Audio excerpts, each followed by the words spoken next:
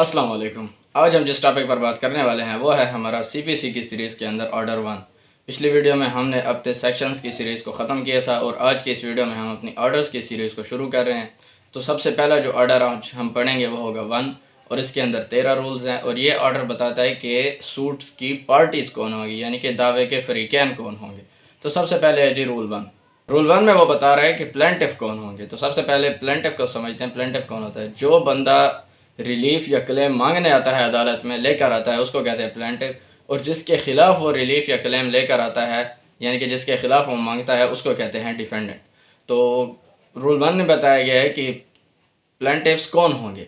तो वो कहता है कि जितने भी लोग हैं उनका अगर एक एक्ट या ट्रांजैक्शन या सीरीज़ ऑफ एक्ट या ट्रांजैक्शन से कोई राइट टू रिलीफ अराइज हो रहा है, जिसको वो अलेज कर रहे हैं कि हमारा ये राइट टू रिलीफ एग्जिस्ट कर रहा है, पैदा हो रहा है, तो वो सारे एक ही दावे में प्लेंटिफ्स बन सकते हैं।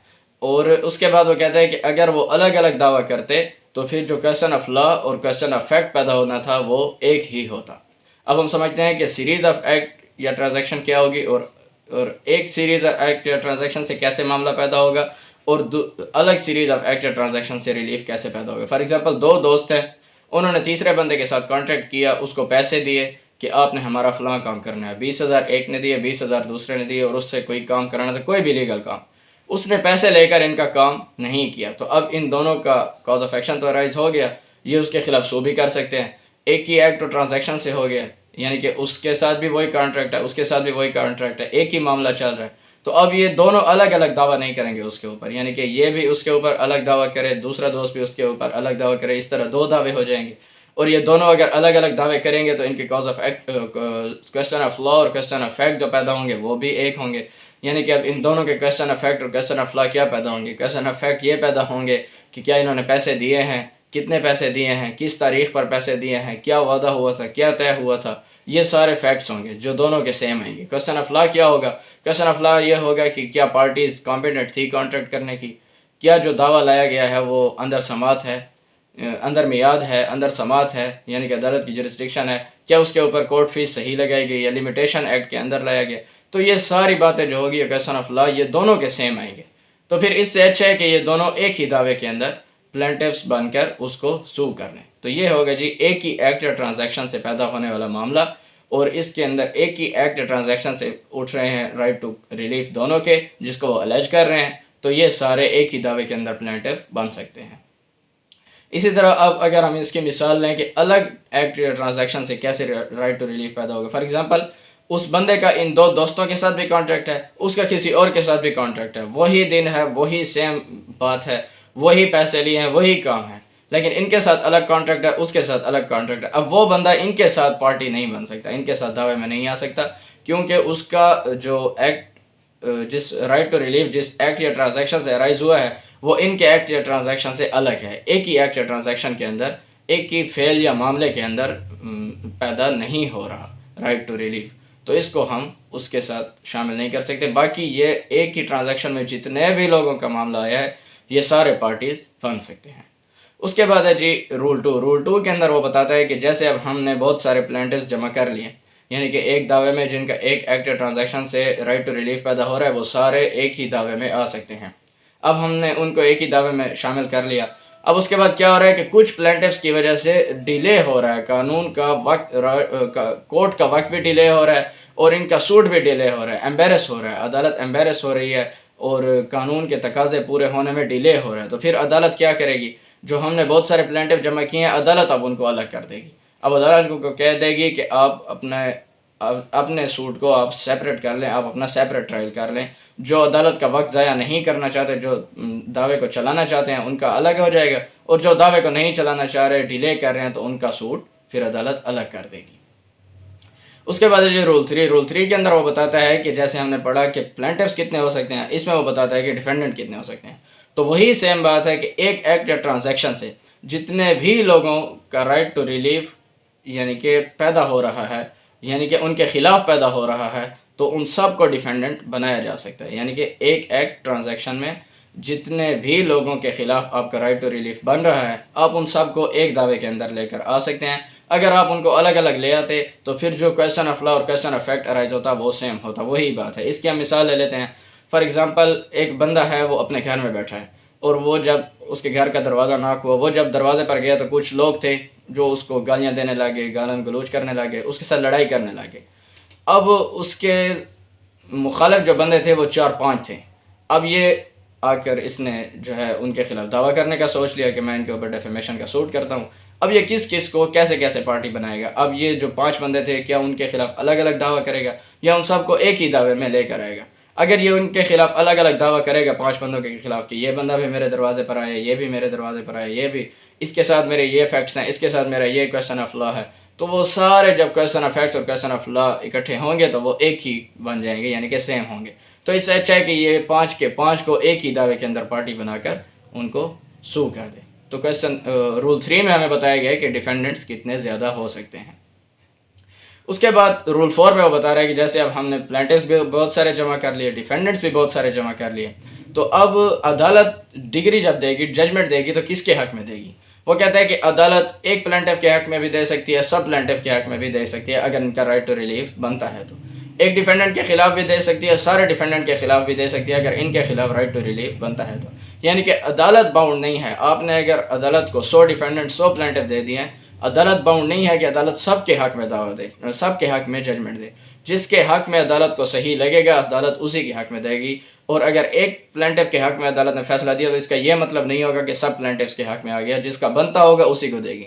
ایک ڈیفینڈنٹ کے خلاف ججمنٹ دے دی تو اس کا یہ مطلب نہیں ہوگا کہ سب ڈیفینڈنٹس کے خلاف ججمنٹ دے دی. جس کے خلاف ججمنٹ بنتی ہوگی عدالت اسی کے ہی حق میں یا اسی کے ہی خلاف دے گی. رول 4 کے اندر ہمیں یہ بتایا گیا. اس کے بعد ہے جی رول 5. رول 5 کے اندر وہ بتاتا ہے کہ ضروری نہیں ہے کہ ہر ڈیفینڈنٹ جو ہے وہ پورے کے پورے کلیم میں انٹرسٹڈ ہو جو دعویٰ اس کے خلاف ہوا ہے. یعنی کہ جو دعویٰ ڈیفینڈنٹ کے خلاف ہوا ہے ضروری نہیں کہ وہ اس کے اندر پورے کلیم میں انٹرسٹڈ ہو. فار ایگزامپل جیسے ہم وسیقہ نویس کو پارٹی بنا دیتے ہیں, تحصیلدار کو پارٹی بنا دیتے ہیں, حلقہ پٹواری کو پارٹی بنا دیتے ہیں, سب رجسٹرار کو پارٹی بنا دیتے ہیں. اب وہ سارے کلیم کے اندر تو انٹرسٹڈ نہیں ہوتے. سب رجسٹرار جو ہے وہ رجسٹری کی حد تک انٹرسٹڈ ہے, تحصیلدار جو ہے وہ اپنے تحصیل کے یعنی کہ کام کی تحت انٹرسٹڈ ہے. اسی طرح وسیقہ نویس جو ہے وہ اپنے اسٹامپ کی حد تک انٹرسٹڈ ہے, پٹواری جو ہے وہ اپنے کام کی حد تک انٹرسٹڈ ہے. تو ضروری نہیں ہے, یعنی کہ آپ کا اگر کسی کے خلاف تھوڑا سا بھی right to claim, right to relief آپ سمجھتے ہیں کہ میرا اس ڈیفینڈنٹ کے خلاف بنتا ہے, آپ اس کو پارٹی بنا سکتے ہیں. اس کے لیے اس کا پورا انٹرسٹڈ ہونا ضروری نہیں ہے. رول 5 کے اندر ہمیں یہ بتایا گیا. اس کے بعد ہے جی رول 6. رول 6 کے اندر وہ بتاتا ہے کہ اب ایک ایسا کانٹریکٹ ہے جس کے اندر پرومیزرز 3 ہیں, پرومیزی 1 ہے.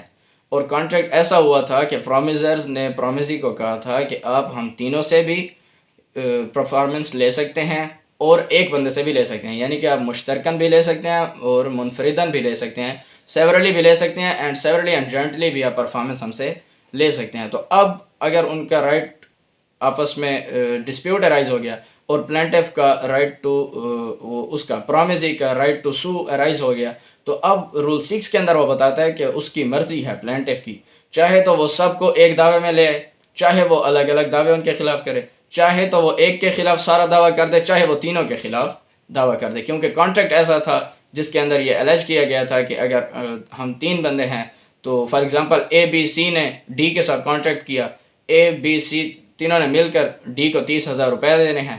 اب یہ کانٹریکٹ ہوا تھا کہ اے بی سی مل کر بھی 30,000 ڈی کو دے سکتے ہیں, اور ڈی چاہے تو اے سے بھی پورے لے سکتا ہے, اور اگر اے بی دونوں سے مل کر چاہے پورے لے سکتا ہے, جیسا بھی اس کا لینے کا, یعنی کہ ہر طرح سے یہ وہ دینے کے لائبل ہیں. سیورلی بھی دینے کے لائبل ہیں, سیورلی اینڈ جوائنٹلی, منفردن اور مشترکن بھی وہ دینے کے لائبل ہیں. تو پھر پلینٹف کی مرضی ہے کہ سب کو دعوے میں لے آئے, ایک کو دعوے میں لے آئے, منفردن لے آئے یا مشترکن لے آئے, سیورلی لے آئے یا سیورلی اینڈ جوائنٹلی لے آئے. یہ کون سا کانٹریکٹ ہے؟ یہ کانٹریکٹ ہے سیکشن 43 کانٹریکٹ ایکٹ کا. جو کانٹریکٹ ہے وہ یہی کانٹریکٹ ہے. ہم جب انشاءاللہ کانٹریکٹ ایکٹ کو پڑھیں گے, فل ڈیٹیل سے پڑھیں گے, تو اس کے اندر ہم اس کو بھی ڈسکس کریں گے. اس کے بعد ہے جی رول 7. رول 7 کے اندر وہ بتاتا ہے کہ اب پلینٹف کو سمجھ نہیں آ رہی کہ میں نے ریڈریسل کس سے لینا ہے, میں نے کس کو ریڈریس کرنا ہے, میں نے اپنا کلیم کس سے لینا ہے. ڈیفینڈنٹس بہت سارے آ رہے ہیں اور اس کے سمجھ میں نہیں آ رہا کہ میں کس کو ڈیفینڈنٹ بناؤں. تو اب وہ سب کو ڈیفینڈنٹ بنا دے, جس کے اوپر اس کو شک ہے وہ سب کو ڈیفینڈنٹ بنا دے. پھر بعد میں طے ہو جائے گا کہ کس کا کتنا حق بنتا ہے, ٹو واٹ ایکسٹینٹ وہ لائبل ہے.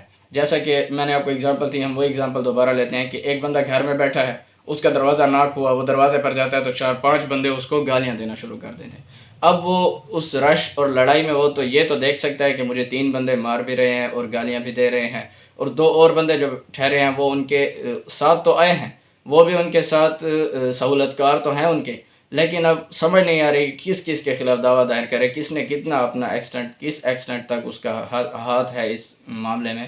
تو پھر یہ کیا کرے گا، وہ اس سب کے خلاف دعویٰ کر دے، پھر بعد میں طے ہو جائے گا کہ کس کا کتنا ایکسٹنٹ بنتا ہے اور کس کے خلاف کتنا اس نے ریلیف لینا ہے۔ اس کے بعد ہے جی رول 8 کے اندر وہ بتاتا ہے ریپریزنٹیٹیو سوٹ کیا ہوتا ہے۔ ریپریزنٹیٹیو سوٹ کیا ہوتا ہے کہ فار ایگزامپل 5 بھائی ہیں، انہوں نے کسی بندے سے 1 لاکھ روپیہ لینا ہے، اب وہ بندہ نہیں دے رہا، ان کا رائٹ ٹو سو ارائز ہو گیا ہے، تو اب انہوں نے اس کے خلاف دعویٰ کرنا ہے۔ اب 5 بھائی کہتے ہیں کہ یار ہم سارے عدالت میں بھی نہیں جانا چاہتے اور ہم سارے پارٹی بھی نہیں بننا چاہتے، ایک بھائی کو کہہ دیتے ہیں کہ آپ ہمارے ریپریزنٹیٹیو بن کر چلے جائیں اور آپ اس دعوے کو آگے آرگو کر لیں اور اس کو آپ آگے پروسیڈ کر لیں۔ تو وہ عدالت میں چلا جاتا ہے اور وہ عدالت کو کہتا ہے کہ میں ان اپنے 5 بھائیوں کے بہاف پر ریپریزنٹیٹیو بن کر آیا ہوں اور میں اپنا دعویٰ کرنا چاہتا ہوں، عدالت مجھے اجازت دے کہ میں اپنا دعویٰ آگے لے کر چلوں۔ عدالت سے اجازت لینی پڑے گی، پھر عدالت اس کے 5 وہی بھائیوں کو نوٹسز کرے گی، نوٹسز کرنے کے بعد اس کے خرچے کے اوپر پھر یہ اپنا دعویٰ چلا سکتا ہے، اور اگر تو پارٹیز ہیں کم تو پھر تو نوٹس ہو سکتا ہے، اگر پارٹیز ہیں بہت زیادہ، جیسے کہ ریپریزنٹیٹیو سوٹ ایسے بھی ہوتے ہیں جیسے لا گیٹ کے خلاف لوگوں نے سوٹ کر دیا، اب ساری تو اس میں پارٹیز نہیں بن سکتی، 1000 بندے ہیں، 5000 بندے ہیں، اتنے لوگوں نے لا گیٹ دیا ہے تو وہ سارے تو پارٹیز نہیں بن سکتے، 5000 دعوے تو نہیں ہو سکتے، تو ان میں سے 1 2 3 کوئی بھی بندے آ کر عدالت کے اندر ریپریزنٹیٹیو سوٹ دائر کر دیں گے، عدالت کی اجازت لے لیں گے اور پھر عدالت ان کے خرچے کے اوپر ان کو نوٹسز کرے گی، اور اگر بہت زیادہ لوگ ہیں، نیومرس پرسنس ہیں، تو پھر عدالت، اور انٹرسٹ بھی سب کا ہے، سب کا انٹرسٹ بھی ہونا چاہیے، تو پھر عدالت کیا کرے گی، عدالت اشتہار کر دے گی، اشتہار کرنے کے بعد عدالت پھر اس کا دعویٰ اس کو کرنے کی اجازت دے دے گی۔ اس کے بعد اشتہار ہو گیا، دعویٰ دائر ہو گیا، اس کے بعد کوئی پارٹیز چاہتی ہیں کہ ہم بھی دعوے کے اندر شامل ہونا چاہتے ہیں، ہم بھی پارٹیز بننا چاہتے ہیں، تو وہ بھی آ کر عدالت کو اپلیکیشن دے سکتے ہیں اور وہ بھی پلینٹف یا ڈیفینڈنٹ بن سکتے ہیں۔ اور اس کے اندر یہ ہے کہ جن کے خلاف پھر یہ یعنی کہ جن کو نوٹسز ہو گئے، اشتہار ہو گیا، جب ججمنٹ آئے گی تو یہ ججمنٹ ان ریم ہوگی، اور پھر اس کے اوپر ریس جوڈیکاٹا اپلائی ہوگا، کیونکہ ہم نے سیکشن 11 کی سب ایکسپلینیشن 6 کے اندر یہی پڑھا ہے کہ جب پرائیویٹ رائٹ یا پبلک رائٹ کے اوپر کوئی ججمنٹ آ جاتی ہے تو اس کے اوپر پھر ریس جوڈیکاٹا اپلائی ہوتا ہے، وہ لوگ پھر دوبارہ اس کے اندر سوٹ لے کر نہیں آ سکتے۔ یہ ہم اپنی ویڈیو میں پڑھ چکے ہیں، 9 سے 11 والے سیکشنز والی جو ویڈیو ہے اس کے اندر آپ سن سکتے ہیں۔ اس کے بعد ہے جی رول 9 کے اندر وہ بتاتا ہے کہ مس جینڈر اور نان جینڈر اگر ہو گیا تو اس کی وجہ سے دعویٰ خارج نہیں ہوگا۔ اب مس جینڈر کیا ہے اور نان جینڈر کیا ہے؟ مس جینڈر یہ ہے کہ مسٹیک ہو گئی، کسی بندے کو پارٹی نہیں بنانا تھا اور ہم سے پارٹی بن گیا۔ نان جینڈر یہ ہے کہ ہم سے غفلت ہو گئی، کسی پارٹی کو پارٹی بنانا تھا، نیسیسری پارٹی کو، اور ہم نے اس کو پارٹی نہیں بنایا۔ نیسیسری پارٹی کون ہوتی ہے؟ نیسیسری پارٹی ہوتی ہے جس کے خلاف کوئی مؤثر ججمنٹ پاس نہیں ہو سکتی جس کی غیر موجودگی میں، جیسے کہ مینٹیننس کے دعوے میں ہسبینڈ، یہ نیسیسری پارٹی ہے۔ اب مینٹیننس کا دعویٰ کرتی ہے بیوی، شوہر کوئی پارٹی نہیں بناتی تو مؤثر ججمنٹ آ نہیں سکتی۔ اسی طرح پراپر پارٹی کیا ہوتی ہے کہ اس کی غیر موجودگی میں مؤثر ججمنٹ تو آ سکتی ہے لیکن اس کی شمولیت عدالتی کارروائی میں بہت ضروری ہے۔ نیسیسری پارٹی کون سی؟ جس کی غیر موجودگی میں مناسب قابل عمل حکم جاری نہیں ہو سکتا۔ پراپر پارٹی کون سی؟ کہ جس کی غیر موجودگی میں حکم تو جاری ہو سکتا ہے لیکن اس کی شمولیت ضروری ہے، اس نے آ کر عدالت کو کوئی ڈاکومنٹ اس نے سرٹیفائی کرنا ہے، جیسے کہ وثیقہ نویس کو ہم بلاتے ہیں، تو وثیقہ نویس کیا ہے؟ وہ پراپر پارٹی ہے۔ اسی طرح پرفارما پارٹی کیا ہوتی ہے؟ کہ پرفارما پارٹی وہ ہوتی ہے جس کے خلاف ہمارا ڈائریکٹ کلیم تو کوئی نہیں ہے لیکن اس نے بھی آ کر عدالت کو اسسٹ کرنا ہو، جیسے کہ SHO صاحب، تو یہ ہماری پرفارما پارٹی ہوتی ہے۔ تو رول 9 میں وہ یہ کہتا ہے کہ اگر کوئی مس جینڈر ہو گیا یا نان جینڈر ہو گیا، غلطی سے ایڈ ہو گیا یا ایڈ نہیں ہونا تھا ہو گیا، یا جس کو ایڈ نہیں کیا، اس بات کے اوپر آپ کا دعویٰ خارج نہیں ہوگا۔ اس کے اوپر عدالتوں کے سپیریئر کورٹ کے بے شمار فیصلہ جات بھی ہیں۔ تو عدالت کا کام یہ نہیں ہے، عدالت کا کام کیا ہے؟ عدالت کا کام یہ ہے کہ جو عدالت کے سامنے معاملہ متنازع ہے، عدالت نے اس کے اندر پارٹیز کے جو رائٹس اور انٹرسٹ بنتے ہیں ان کو مد نظر رکھتے ہوئے اپنا فیصلہ دینا ہے اور کیس کو پروسیڈ کرنا ہے۔ اس کے بعد ہے جی رول 10 کے اندر وہ بتاتا ہے کہ اگر کوئی پارٹی مس جینڈر ہوگی، نان جینڈر ہوگی، تو ہم نے اس کو ایڈ کیسے کرانا ہے۔ ہم نے 110 کی اپلیکیشن دینی ہے. سننے میں آتا ہے یہ ورڈ کہ 110 کی اپلیکیشن. 110 کی اپلیکیشن وہ یہی ہوتی ہے اگر کسی پارٹی کو ہم نے ایڈ کرنا ہے, ڈیلیٹ کرنا ہے, تو ہم نے 110 کی اپلیکیشن کے ذریعے اس کو کرنا ہے. 110 سب کلاس 1 کے اندر وہ کہتا ہے کہ اگر عدالت سمجھنی ہے کہ پلانٹیف غلط آ گیا ہے یا صحیح پلانٹیف کے نام سے دعویٰ دائر نہیں کیا گیا یا شک ہے, تو پھر عدالت کیا کر سکتی ہے کہ عدالت ایک تو ارلیسٹ سٹیج پر یہ پلی اٹھائی جائے گی, اور اس کے بعد عدالت یہ بھی دیکھے گی کہ کیا بونافائڈ مسٹیک ہوئی ہے, یعنی کہ غلطی سے ہوا ہے یا جان بوجھ کر کیا گیا ہے. اور تیسرا عدالت یہ دیکھے گی کہ جو صحیح کویسچن ان کنٹروورسی ہے, اصل کویسچن ہے جس کو ڈیٹرمائن کرنا ہے, اس کے لیے بھی یہ ضروری ہے. تو پھر جو ڈسپیوٹ ہے اس کو ختم کرنے کے لیے بھی یہ آرڈر کرنا ضروری ہے. تو پھر عدالت یہ آرڈر کر دے گی کہ اس پلانٹیف کو یا تو سبسٹیچیوٹ کر دیا جائے یا پھر ایڈ کر دیا جائے, یعنی کہ سبسٹیچیوٹ اس کی جو پہلے سے جو غلط آ گیا اس کی جگہ نیا لایا جائے یا پھر دوسرے کو ایڈ کر دیا جائے. سب کلاس 2 کے اندر وہ کہتا ہے کہ اگر عدالت سمجھتی ہے کسی بھی سٹیج کے اوپر کہ کوئی بندہ غلط آ گیا ہے, کوئی پلانٹیف یا ڈیفینڈنٹ غلط آ گیا ہے یا جس کو غلطی سے نہیں لایا گیا, تو جو غلط آ گیا اس کے لیے اسٹرائک آؤٹ کا آرڈر کر سکتی ہے, اپنے سو موٹو بھی کر سکتی ہے, پارٹیز کی اپلیکیشن پر بھی کر سکتی ہے, اور جس کو ایڈ نہیں کیا گیا پلانٹیف یا ڈیفینڈنٹ تو ان کو ایڈ کرنے کا بھی آرڈر دے سکتی ہے اگر ان کی ایڈیشن بہت ضروری ہے اور عدالت نے جو اس کے سامنے کویسچن ہے اس کو کمپلیٹلی اور کنسیکوینٹلی اور ایفیکچولی سالو کرنے کے لیے اور ایڈجوڈیکیشن کے لیے عدالت کے لیے ضروری ہے. ایڈجوڈیکیشن ہوتا ہے پارٹیز کو سن کر جو عدالت فیصلہ دیتی ہے, تو ایڈجوڈیکیشن کے لیے بھی ضروری ہے, تو عدالت یہ پھر آرڈر کر سکتی ہے. سو موٹو بھی کر سکتی ہے, پارٹیز کی اپلیکیشن پر بھی کر سکتی ہے. جو غلط آ گئے ہیں ان کو اسٹرائک آؤٹ کا آرڈر کر سکتی ہے, جو نہیں لائے گئے ان کے لیے ایڈیشن کا آرڈر کر سکتی ہے. پھر سب کلاس 3 کے اندر وہ بتاتا ہے کہ کوئی ڈسیبل ہے تو پھر وہ اپنے نیکسٹ فرینڈ کے ذریعے آئے گا, اس کا پلانٹیف وہ بنے گا. ڈسیبل ہے یعنی کہ مائنر ہے یا پھر انساؤنڈ مائنڈ ہے, تو اس کی جگہ پلانٹیف جو بنے گا اس کا نیکسٹ فرینڈ ہوگا. لیکن جس بندے کو پلانٹیف بنایا جا رہا ہے اس کی کنسنٹ لینا ضروری ہوگا, بغیر اس کی کنسنٹ کے اس کو پلانٹیف نہیں بنایا جا سکتا. اور سب کلاس 4 کے اندر وہ کہتا ہے کہ اگر عدالت نے ترمیم کی اجازت دے دی ہے, عدالت نے امینڈمنٹ کی اجازت دے دی ہے, امینڈمنٹ کی اجازت ہم عدالت سے لیتے ہیں, رول 10 کی اپلیکیشن تو ہم 110 کی دیتے ہیں, لیکن جو ہم امینڈمنٹ کرتے ہیں وہ رول 6 آرڈر 17 کے تحت کرتے ہیں, اور عدالت جتنی حد تک ہمیں امینڈمنٹ کی اجازت دیتی ہے ہم اتنی حد تک ہی امینڈمنٹ کر سکتے ہیں, اس سے زیادہ ہم امینڈمنٹ بالکل بھی نہیں کر سکتے. تو اس کے ساتھ ڈیل کرتا ہے آرڈر 6 رول 17, یہ ہم پڑھیں گے. اور سیکشن 1 ہم پیچھے پڑھ چکے ہیں جو اس کے ساتھ ڈیل کرتا ہے, وہ ڈیل کرتا ہے سیکشن 153. تو اس کے اندر عدالت امینڈمنٹ کی اجازت دے دیتی ہے. پھر جو امینڈمنٹ کے بعد انہوں نے ایک نیا پلانٹ دینا ہوتا ہے, اس پلانٹ کے اندر انہوں نے جو بھی کلاس کو امینڈ کرنا ہے صرف اسی کے ساتھ لکھ دیا جاتا ہے, وہ کلاس کا پیرا لکھ دیا جاتا ہے, اور پیرے کا نمبر لکھ دیا جاتا ہے, اور اس کے ساتھ اے لکھ دیا جاتا ہے کہ یہ امینڈڈ ہے, اور نیچے پلانٹ کے نیچے لکھ دیا جاتا ہے کہ امینڈڈ پلانٹ. تو اس کی کاپی اور امینڈڈ سمنس کی کاپی یہ پھر دوبارہ نئے ڈیفینڈنٹ کو, جس کو نیا ڈیفینڈنٹ بنایا گیا ہوگا, اس کو بھیجنی ہوگی, اور اگر پرانے ڈیفینڈنٹ کو بھی بھیجنا ضروری ہے تو اس کو بھی بھیج دیں گے. اس کے بعد سب کلاس 5 کے اندر وہ کہتا ہے کہ سیکشن 22 لمیٹیشن ایکٹ کو مد نظر رکھتے ہوئے عدالت اس کو جب سمن بھیجا جائے گا تو اس کا دعوے کا حق اور اس کا دعوے کا ٹائم اور اس کا جواب دعوے کا ٹائم اس دن سے شروع ہوگا جس دن اس کو نئے ڈیفینڈنٹ کو سمن جائے گا.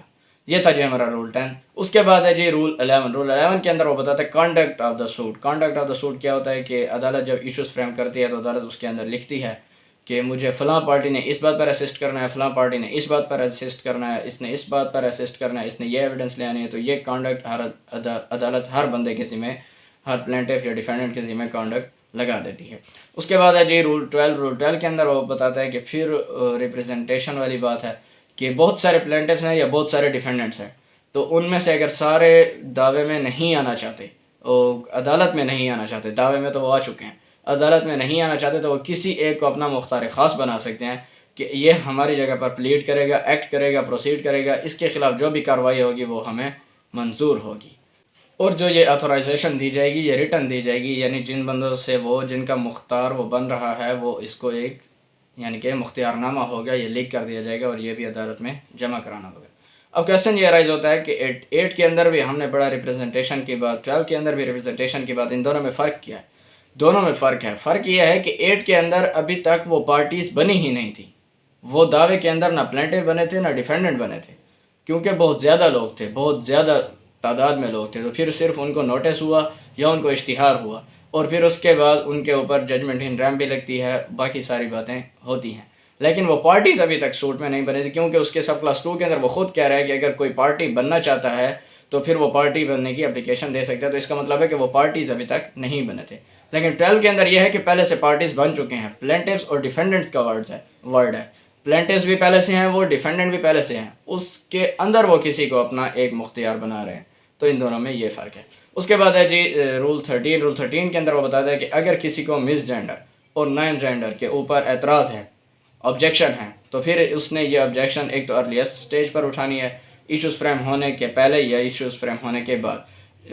مس جینڈر والے نے تو پہلے سے اٹھانی ہے، نان جینڈر والے تو تب اٹھائے گا جب اس کو پتہ چلے گا، یعنی کہ کسی بندے کا نام دائر نہیں کیا، جب اس کو سمجھ جائے گا تو تب اس کو پتہ چلے گا کہ میں ایک نیسیسری پارٹی ہوں اور مجھے نہیں بنایا گیا تو مجھے بھی ایڈ ہونا ہے، تو اس کا آبجیکشن اس وقت سے شروع ہو گیا۔ لیکن جنرل رول یہی ہے کہ جیسے ہی آپ کو پتہ چلے گا آپ نے ارلیسٹ سٹیج پر یہ آبجیکشن اٹھانا ہے۔ اگر آپ ارلیسٹ سٹیج پر یہ آبجیکشن نہیں اٹھاتے تو اس کا مطلب ہے کہ آپ نے یہ آبجیکشن کا رائٹ اپنا ویو کر دیا ہے، آپ کو اس کے اوپر کوئی آبجیکشن بھی نہیں ہے۔ تو یہ تھا جی آج کا ہمارا لیکچر آرڈر 1 سے ریلیٹڈ۔ امید ہے کہ آرڈر 1 سے ریلیٹڈ آپ کی کیوریز اور آپ کے جو کویسچنز ہوں گے، آپ کے کنسیپٹس ہوں گے، انشاءاللہ کلیئر ہو چکے ہوں گے۔ اگلی ویڈیو میں ہم بات کریں گے انشاءاللہ آرڈر 2 کی۔ تب تک کے لیے تھینک یو سو مچ، اللہ حافظ۔